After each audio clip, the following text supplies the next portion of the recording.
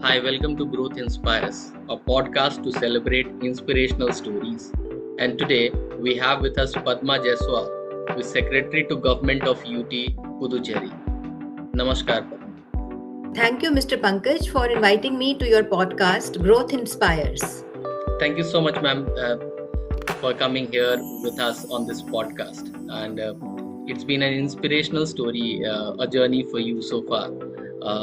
Also from your personal as well as from your professional career as well.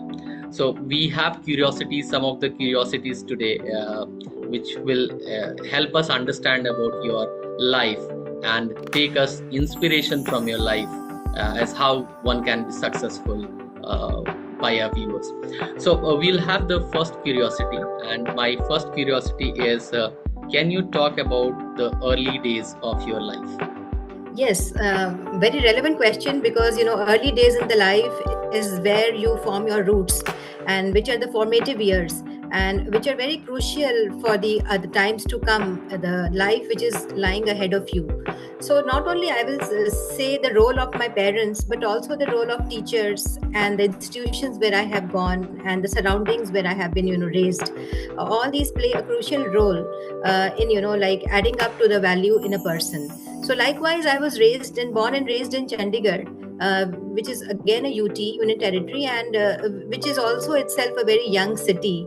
And it was designed by Le Corbusier in a very modern architecture style, which is appreciated world across. So the lifestyle in Chandigarh was really very comfortable, and I was in a very protective environment during my days, and my father being a banker in Punjab National Bank. So but then my father was a very liberal person, and I being an eldest daughter, so he always raised me in the manner that I have to do something in life, whatever that was not defined and figured out at that time, but he had really always inspired me to do something other than what the others do. So he told me that you have to achieve and you have to aim for a common and a bigger vision and purpose in life, and that is what it will bring you and give you meaning, and you will feel fulfilled. So thereby just on his words, whereas he has not given me any defined role or targets that what is my real achievements would be, that he has left on to me. But then this has really inspired me and motivated me, so that I was very curious and I was very critical in my thinking and while observing my environment. So I had done my schooling in St. Xavier's, and thereafter I went to Government College for Girls. And then thereafter, like I have gone to Punjab University. I got an admission uh, in MBA course of Punjab University, which had 30 seats. So and the competition was among northern states. So that was the competition, and 30 seats was a good, like a run for me. But then I could manage to get one seat in MBA, and that is how my higher education began. Yeah. You talked about your early days, of your life, and you talked about how you were shaped in an environment which was more open. You were shaped in an environment wherein the parents were more liberal. They wanted you to take your own decision. They wanted you to lead your life in a way you wanted. How important it is, because many a times we generally listen to primarily in class where there's dearth of money, or they do not have that kind of a mindset as well, I would say. How important this is in early days of your life, which actually shaped your personality going forward? Yes, like Mr. Pankaj, a very good and pertinent question you have raised. Like you have spoken about the limitations, which every individual has in their life. Some people have it in terms disabilities are a part and parcel of everyday's life. Somebody has it in terms of wealth and money and resources, environment, or maybe some kind of physical disabilities. Disabilities are there to stay, but of course, limitations are an important, significant aspect which has to be taken into account. Whereas I do agree that being from Chandigarh, the native of that place, I was not having any immediate, kind of threats. But there were some limitations. I am not from a very kind of, rich family, or I am from a middle class background only. My father was a manager in Punjab National Bank. But then, I think the attitude and the perspective which a person has, it does turn to your personality and what you achieve in your life and in the surroundings.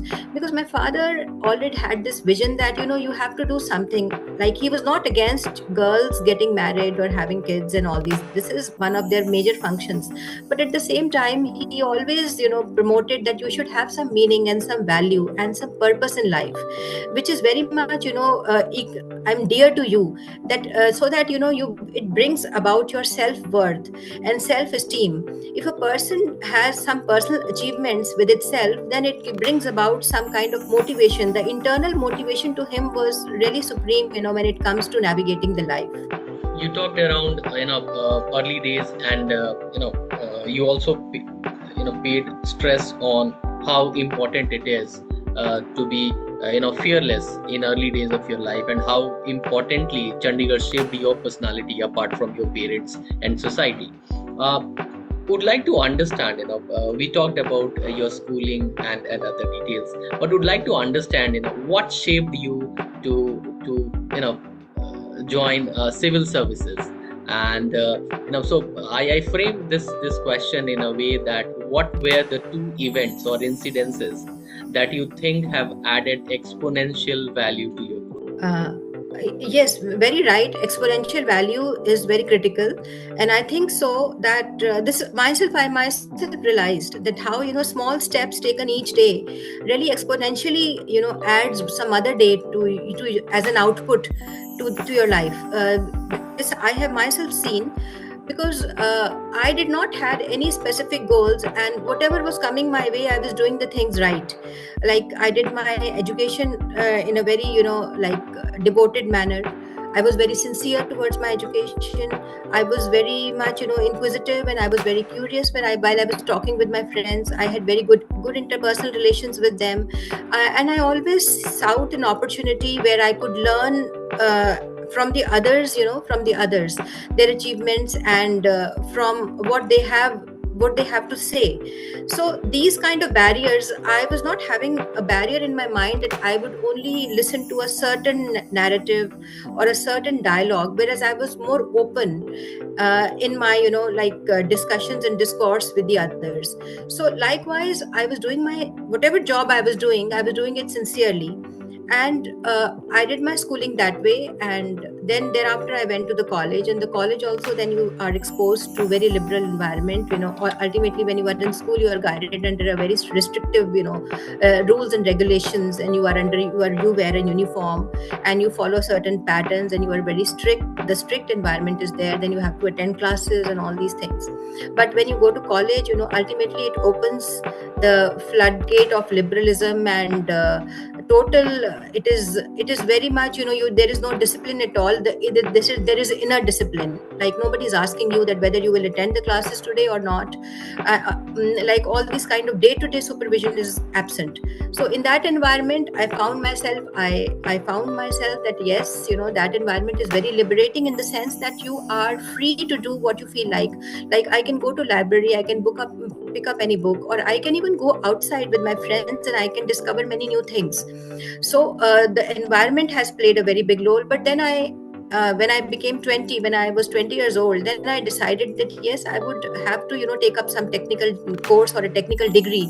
And that's how I had filled the form of MBA. So when I filled the form of MBA, because I wanted to have a technical education so that I can get a job, at least in the job market. So with that perception in mind, I filled it.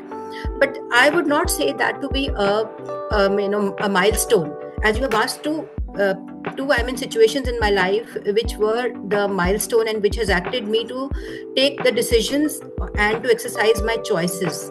So then when I went there to the Punjab University, I think the Punjab University was a turning point in my life, because I'm not saying that I got an admission in degree of MBA and I got a technical degree. No, because had I got the technical degree in some other institute, that would not have been a turning point. Turning point was going to a postgraduate institute. Postgraduate institute is that we had interactions with many departments. not just only technical departments, psychology, sociology, political science, economics, and statistics, mathematics. So by having exposure to the wide range of departments, my perspective totally changed. And therefore I dropped the idea of taking up a technical job. Like I dropped my idea of doing an MBA, and thereafter I tried, I started pursuing for the civil services.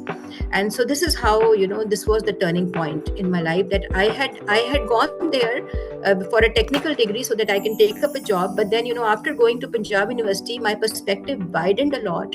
And then I dropped the idea of taking up a job, and then, I just started preparing for civil services. This was one turning point. The second turning point was, I think, because when I came into IAS, Indian Administrative Service, in 2003. So I was it's okay, it's a very challenging job, and you may meet various challenges. So that was one aspect. But of course, you learn a lot, and it keeps on adding value to your personality. There are ups and downs. There are challenges that you have to face, and so at the workplace and off the workplace. But again, the turning point, you will ask me, was the COVID was again a turning point, because in that, you have to restrict yourself within your house, and you have to do everything. That the movement was totally restricted. So that was a challenge which I had not faced in my 45 years of life. I had not faced that kind of a challenge. So just restricting yourself and to the house and within the premises of your house, and only doing the communication with the help of technology. And then, there I think I have explored my inner strength and inner ability, that what I can do and what I feel. Because, when you are sitting at home, you really feel all the thoughts, they hit you, and you try to reflect on all the incidences and situations that have taken place, your experiences. Reflection was the important aspect of COVID lockdown. So there I had explored myself. So I had discovered so many new things about me that time. So I think that played another very turning point in my life. And so that has widened my perspective. I think I had gone inside me that time. During those COVID moments, I had taken the journey inside me. And so I have discovered new self. So whatever that I am sitting before you and talking to you is my new self, which was not there before COVID. So there are two turning points. Yeah, I think so, which are very critical and crucial. Maybe there must be some more which has yet to come. Yeah, so you talked about the two, critical points or turning moments of your life. One was more to do with experience, and the other was more to do with what is that you're going to do in your life. Being part of civil services, aspirant firstly, and then qualifying it and actually living that life. We'd like to know a little more about your journey into civil services. You talked about how important it was for you to get into civil services, because there was some trigger which happened in your MBA college, and that helped you to get into the civil services. But would like to know more about some of the crucial moments, because you have around 2 decades of experience by now into civil service as well. So some of the crucial moments you would like to talk about, that okay, this were some of the things which I can talk about, the sinusoidal waves in the life, and it comes in everybody's life. Basically, it's be it a personal life or a professional life. So most of the journey we talk about generally are curved. They are not a straight line for anybody's journeys. So can you talk about those curves? What were those curves, and how do you relate to this particular statement I just talked about? Yes, whatever I could reflect and whatever I could gather in the hindsight from the experiences of my past, that how did I came upon this particular goal, and how I figured it out that yes, I have to take the exams of civil services. It was just this motivation of my peer group. My peer group in my class, there was a student who had cleared the exam, so that motivated me to take up this exam. But then I took it in a very unconventional way. I had never taken any coaching, and I did not take any advice or any kind of thing. I just had appeared for this exam in my own style, in my own manner. Whatever my strength and weaknesses, they allowed me.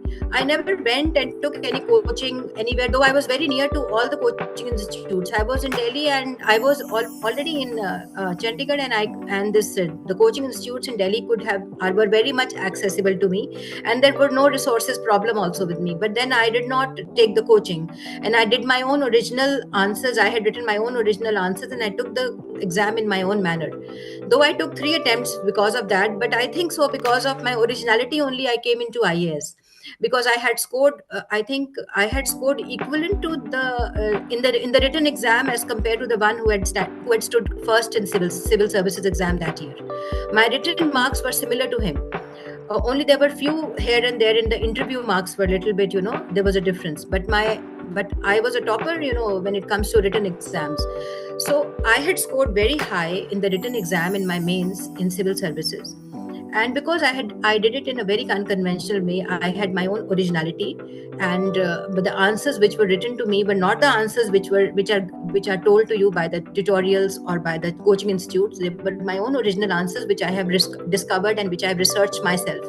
So I think so. Then when I came into proper IAS, then I realized that it is only your originality and acceptance of your strength or your weaknesses, whatever that is. If you accept it, then only you can move forward.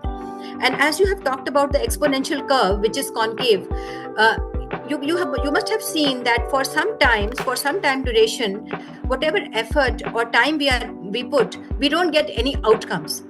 Exponential curve is like that when we keep on putting time and effort for a considerable amount of time, but then we do not get any outcomes, and the outcomes come immediately.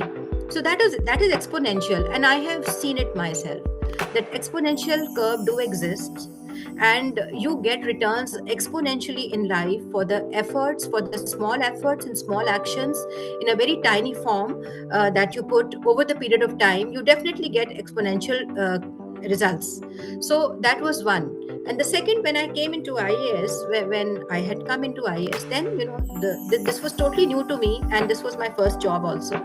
I had not taken any job previously to this, and though I had cleared my UGC NET examination, and I was taking the coaching classes in the institutes of Chandigarh. I was teaching, but then it was not a full-fledged and a full-time job. It was just a side hustle. Whenever I used to get some time period during my taking exams and between waiting for the result, that gap I used to fill with my teaching, a side hustle job.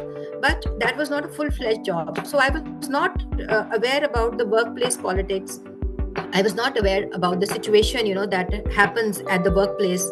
And moreover, Chandigarh does not represent the true spirit of India. It is a very, very refined city.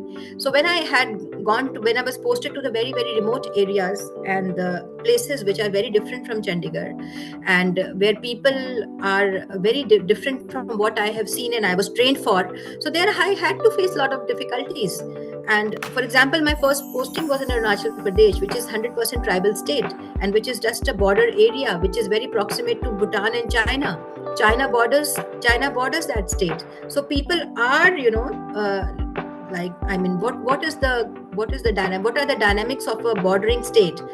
That the tribal and the non-tribal sentiments are on rise, and then the atmosphere is very hostile there, and you have to serve in those kind of difficult situations. So that has come to me very early. That was my first posting. So I had faced certain issues there at the workplace, and moreover I was given a very, very challenging assignment in the first go, so which maybe I could have tackled it differently. And I think at my job, only doing hard work will not count. You need to have good interpersonal skills and emotional intelligence along with just doing hard work. Because in the leadership positions of authority, you just not only, because you have to get the work done, not do the work yourself. So that kind of mindset was not totally imbibed and imbibed and immersed by me in that initial stage of my career. So I was more into doing hard work myself rather than getting it done from the people. And also my interpersonal skills and public image management and then emotional intelligence I had to do a lot of work on those fronts, which I learned after I received a certain setback, and which now that I have already overcome that issue and that problem, there is no longer that kind of a thing that exists. But in the hindsight, I do reflect that had that issue had not come to me, and if I had not faced such a situation, I wouldn't have done all the postings within those 20 years, which has come forth to me so successfully. You said that you learned from a lot, being an IS officer, because of the postings, which you get at different locations. I'm sure these are not so easy things. Obviously, must be coming up with a lot of challenges as well as you navigate those territories. But you talked about certain setbacks as well in your lives, and all of us have. As we move ahead, where do you see the next steps coming in? Where do you see the some of the challenges which you might face going up the ladder? I'm sure in everybody's career there are certain challenges. What kind of challenge do you see, and where do you see are the opportunities for the growth ahead? Yes, challenges are the part and parcel of life, and you should know how to navigate it. And the challenges for what anybody faces, if those challenges are very, bigger challenges, then sometimes the things go out of your control, and you are not in control of the situation. But then, of course, slowly and gradually, you learn, how to deal with it, and then you overcome it. But while you are doing all these things, you learn a lot, isn't it? You learn a lot, and you grow richer in your resource that is available to you for falling back, and emotionally you go more stronger, and mentally also it plays a great role for how you navigate the life. So I don't think so that those challenges, now in the hindsight, I don't think that those challenges were so big, and that I could not have overcome it. And the problem solving in the life, in any sphere, whether it is personal or professional, is a very critical skill which everyone of us should learn. So problem solving and critical analysis, I am a big fan of this, because that has only taken me ahead, and I have made my strides only on the basis of this problem solving ability and the critical analysis skill that I have learned. That was not within me in the initial stages. Maybe it was there, but it was not for a very big problem. But now that I have learned the skill, so this maybe I have to learn more depending upon the issue. So like the problem solving skill is that you have to examine in depth the various aspects of the issue and the issues, and the various variables of a problem, and how you can leverage it, whether it is in a positive way or it in the negative way. Till the time you don't do the in-depth study of any issue, you will not be able to recognize the reality at hand. Coming to what is means that coming to reality, knowing reality, the feedback that you get is really critical. And if you don't have the reality check done regularly on yourself, or you don't have a feedback, the right feedback and the genuine feedback, then that means you are evasive in your approach, and you are living in denial of the reality, and you are very further away from problem solving. So this is the aspect which you have to do it. And while you are doing the problem solving, it is not that you have just added the value to your life, but you add value to so many other things also across the length and breadth of the things. So really you get more enriched, and you get more purposeful. There is more meaning, and there is no fulfillment in your life in every angle. So now in the hindsight, after 20 years of doing my job in various government positions, by holding the various government offices, I have learned that not only I have, and I'm very grateful to the government for this, for giving me an opportunity, and especially being a lady, to hold such big offices in government. And I have not only in the process, I have added so many skills onto myself, and I have learned so much. And I think I am very much equipped at this moment to to pursue any kind of path if the opportunity is given to me. Maybe I can, I am very much enriched, in consultancy. I am very much enriched in giving, in entrepreneurship of any kind.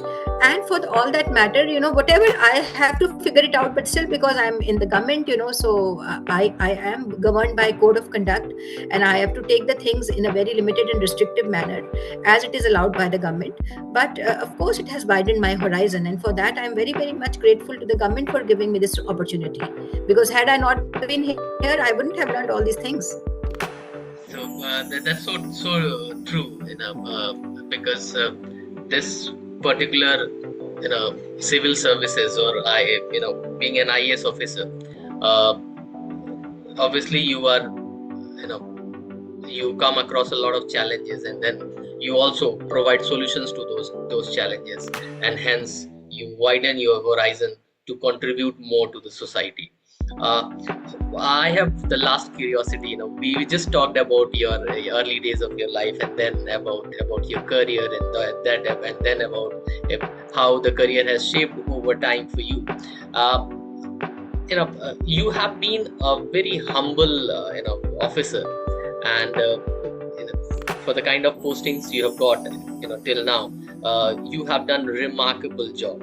Okay, so your growth inspires many of us to pursue our dreams, to contribute and matter. What makes you so humble, so grounded, yet so successful? Thank you for such a wonderful question. And the question, that you have framed, it encompasses the whole, it embodies all the various aspects of the life. Because as you have seen that, this is your observation, that you are saying that how I am acting so humble. So if that is the feedback that you are giving to me, that I would like to add here, that being humble, as you are saying yourself, that because while you are navigating the life, right from my early days, like what I was and what I am now, and the gains that I have made over the period of time. When I reflect back, and when I see that what had made me make these gains and overcome all the challenging issues and problems, the one thing which I have always learned, and remembered and taken note of, is that when you are navigating certain things, you're not doing it alone. You are doing it with your support group, support system, and you are doing it with your inner values, which has been inculcated to you, and by your parents, family, teachers, your role models, and the environment and the situation. And you recognize that you have not done it alone. It is the teamwork which actually is done. If my mother was not so caring, if my father was not so liberal, and if my friends were not so generous in sharing their notes with me, so or if my mentors, like teachers of Punjab University, they had not checked my answers, they have not given me critical feedback, had I been able to write, score such wonderful marks in my written, that I had the highest marks in the written in that year in the civil services exam. So that was made possible only through a group of people who had really mentored me, and who had supported me. So and in that, I have strangers who had supported me, as well as my own family members. So all these kind of support system which I had gained. So I am really very thankful for this, and I know it fully well, and I have learned it hard way or easier way, that you don't do anything alone. It is your support system which works with you, and you cannot forget that support system. So like those days while I was preparing, how my mother used to take care of my food and my clothing and my basic requirements, and I didn't have to bother. So this was a big support system, and likewise, all the kind of things. So once I got selected, and once I was navigating through the challenges of my life, for a lady, you have to manage your family as well as your professional life both. So all these things are done only with the help of support system of my mother-in-law, you can say, of my own mother, and of my husband. So kids, all the support system only had enabled me so that I can navigate my professional life successfully.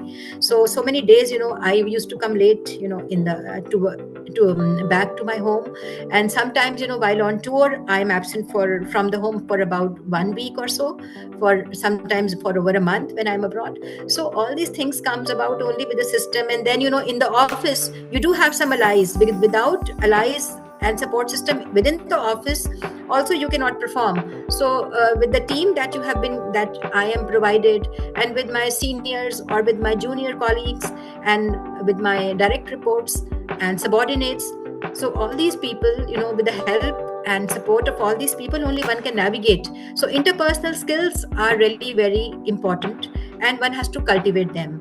So because if everyone understand that whatever you do is not doing alone, it will only come in the form of team group, and they will only lift you. And moreover, one thing more that I would like to whatever record here, whatever I have gained from my experiences, that people lift you only when it is when you give. What you give is what you get. And I am a very hard supporter of this phrase, because what you give is only what you get. So if in lifting others only you get lifted exponentially, as you say, in that curve, so everything is, nothing can be achieved alone, in the journey. It is your environment and your ecosystem, with the help of which you are able to attain the goals and the fulfillment and meaning in life. That's so wonderful coming from you, Padma. Yes. You talked so great about a lot of things, and you were so grateful to God to provide you the Yes. kind of ecosystem without which you think you may not have done that great. Yes. Have done till Yes. now. Yes. And you really talked about everybody has contributed to your success. It's not just your story, but it is a cumulative story. Yes. Thank you so much for sharing this narration with us. It was lovely having you on our platform in Vyapt Growth Inspires. Thank you. Thank you for inviting me, Pankaj. Thank you.